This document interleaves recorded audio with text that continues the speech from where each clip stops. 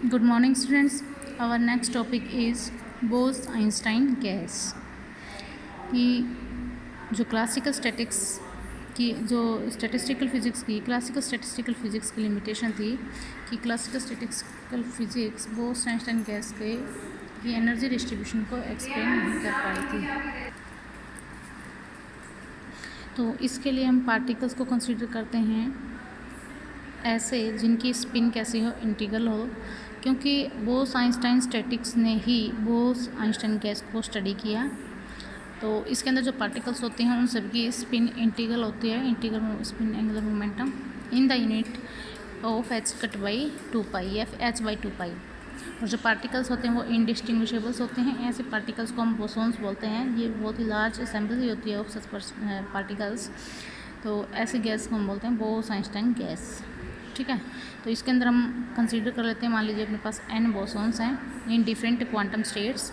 वो quantum state consider कर ली। Quantum state के अंदर पार्टिकल्स हैं n1 n2 n3 ni be the number of particle in quantum state with average energy in state की दे रखी है u1 u2 ui रिस्पेक्टिवली। ठीक है, इसका मतलब ये कि u1 एनर्जी लेवल के ऊपर n1 पार्टिकल्स हैं, u2 एनर्जी लेवल के ऊपर n2 पार्टिकल हैं, ui एनर्जी लेवल के ऊपर ni पार्टिकल्स हैं।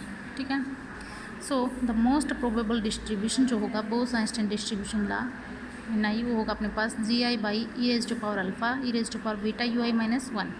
ये बोस-आइंस्टाइन डिस्ट्रीब्यूशन हम पिछले उसमें निकाल चुके हैं। उसी के अकॉर्डिंग हमारे पास ये डिस्ट्रीब्यूशन ये है। gi होता है इसमें number of phase space shells, beta होता है 1/kT। ठीक है, तो इसका मतलब अगर हम ये वैल्यू इसमें पुट कर दें ni क्या हो जाएगा gi बाई e⁻u/kT, बीटा की जगह पे 1/kT पुट किया -1। अब इसमें अगर e की पावर मान लेते हैं कि e की पावर -α जो है वो अपने पास क्या है, a है, तो ni किसके इक्वल हो जाएगा gi बाई e की पावर +α है तो ये -a हो जाएगा, a⁻⁻1 e की पावर ui/kT -1।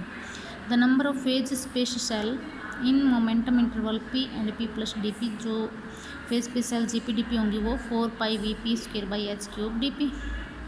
तो यहाँ पे हम इसमें पुट कर देंगे नंबर ऑफ पार्टिकल अगर हमें निकालने हो मोमेंटम इंटरवल p से p प्लस dp के अंदर, जो मोस्ट प्रोबेबल डिस्ट्रीब्यूशन होगा n/dnp, तो ये हो जाएगा np/dp। ठीक है, तो np की जगह पे हम इसमें और यहाँ g की जगह पे आ जाएगा gp, तो ये हो जाएगा gp/dp by a inverse e की पावर u/kT -1। तो using relation between momentum and energy, u होता है p²/2m और p² होता है 2mu। तो इसको डिफरेंशिएट करेंगे तो यहाँ से हम dp की वैल्यू निकाल लेंगे। तो इसमें अपने पास जो dp की वैल्यू आएगी वो mdu/p आ जाएगी। ठीक है, और p की जगह फिर से हम √2mu पुट कर सकते हैं, तो m की हाफ पावर कैंसिल हो जाए तो m की हाफ पावर ऊपर बचेगी /2u, m/2e⁻½ du, ये dp की वैल्यू आ जाएगी। तो ये वैल्यूज़ भी हम उसी इक्वेशन में पुट कर देंगे। तो ये हमारे पास total number of particles from energy u to u plus du आ गया। ये हो गया 4πv/h³।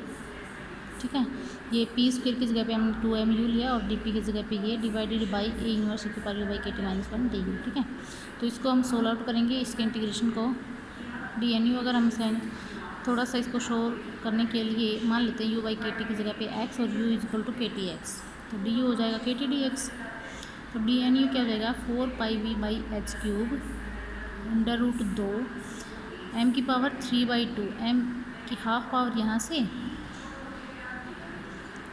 और जो है इसमें जब हम यहाँ पुट कर रहे हैं तो m = 3/2 as it is, u की पावर हाफ, u की जगह पे हमने kTx की पावर हाफ kT dx। ठीक है, तो ये हो गया। इसको सोल्व आउट करेंगे, इसमें से कुछ कॉन्स्टेंट टर्म्स जो ये हमने बाहर निकाल ली और ये बाकी जो है एक्स का फॉर्मेट हमने ऐसे रख लिया। ठीक है, तो टोटल नंबर ऑफ पार्टिकल निकालने हैं तो इसको हम क्या करेंगे, इंटीग्रेट कर देंगे। इंटीग्रेट करेंगे 0 से इन्फिनिटी dnu, तो इसकी 0 से इन्फिनिटी लिमिट लगा देंगे, इंटीग्रेशन कर देंगे।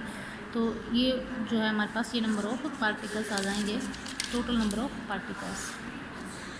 तो इसको सोल्व करने के लिए 0 से इन्फिनिटी x की पावर, बाकी एक्स्ट्रा फैक्टर सब बाहर निकाल लिया हमने, x की हाफ बाई e की पावर x/a-1 ये बचा इंटीग्रेशन में। 0 से इन्फिनिटी लिमिट रखनी है 2/√π।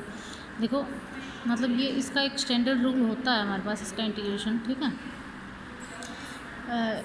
उसका यूज़ कर लो या फिर आप इसका करो थोड़ा सा इसको रीअरेंज करके बाइनोमियल एक्सपेंड कर दो इसकी 1 माइनस ए की पावर माइनस एक्स, इसका बाइनोमियल एक्सपेंड करोगे, फिर इसका अंदर मल्टीप्लाई करोगे इसके साथ, ठीक है। तो ऐसे ऐसे टर्म बन जाएंगी और इन सब के इंटीग्रेशन कर लेंगे हम अलग अलग से। तो इस तरीके से हमारे पास ये इंटीग्रेशन आ जाएगा। क्योंकि ए जो है वो बहुत ही लेस देन है 1 से, तो इसकी हायर पावर्स को हम नेगलेक्ट कर देंगे, तो हमारे पास जो इंटीग्रेशन आएगा वो n की वैल्यू क्या आ जाएगी, v/h³ 2πm/3/2 इंटू ये सिर्फ एक सिंगल पावर वाला हमने ए कंसिडर किया, बाकी सब नेगलेक्ट कर दिए हैं। तो ये आ गया हमारे पास टोटल नंबर ऑफ पार्टिकल्स, ठीक है। तो इसमें से हम ए की वैल्यू निकाल सकते हैं, फिर पूरा का पूरा फैक्टर उधर ले जाएंगे हम। तो ये n/v/h²/2πm/3/2 e की पावर ए क्या होता है, e की पावर माइनस अल्फा है ना, जो हमने कंसीडर किया था। तो इसका मतलब e की पावर माइनस अल्फा की वैल्यू हमारे पास ये आ गई। अब अगर हमें टोटल एनर्जी निकालनी है तो 0 से इन्फिनिटी u dnu ये करेंगे। dnu की वैल्यू जो हमने ऊपर ली है वही पुट कर देंगे और u से मल्टीप्लाई कर देंगे। u की जगह पे हमने kTx माना था, kTx लिख देंगे और dnu की जो वैल्यू आई है वो एज इट इज़, ठीक है। तो अब फिर इसको इंटीग्रेशन इसको सोल्व करेंगे। तो इसको सोल्व करने के लिए एक्स्ट्रा जो भी कॉन्स्टेंट टर्म्स हैं ये सब हम बाहर ही रखेंगे एज इट इज़, ठीक है। तो इसको सोल्व आउट करने के लिए फिर से ये फैक्टर ऊपर जाएगा, इसका इन्वर्स, फिर बाइनोमियल एक्सपेंड करोगे ये, फिर एक एक टर्म से अंदर मल्टीप्लाई करोगे इसकी, और फिर इस तरीके से इन सब का इंटीग्रेशन करोगे तो अपने पास ये इंटीग्रेशन आ जाएगा। फिर से वही ए फार लेस देन 1, तो ये नेगलेक्ट कर सकते हैं हायर पावर को, तो हमारे पास जो इसका इंटीग्रेशन हो जाएगा वो ये आ जाएगा, ठीक है। तो ये अपने पास आ गई total energy of this system, ठीक है। एनर्जी पर पार्टिकल अगर हम निकालें तो एन से डिवाइड कर देंगे इसको, ये आ गई एनर्जी अपने पास 46 और 47 में ये एनर्जी है, और इसमें उसको जो टोटल नंबर ऑफ पार्टिकल जो हमने पीछे निकाले थे उसे डिवाइड कर देंगे। तो इसमें ये अंदर मल्टीप्लाई करेंगे, इसमें ए इन्वर्स को कॉमन निकाल लें अगर हम,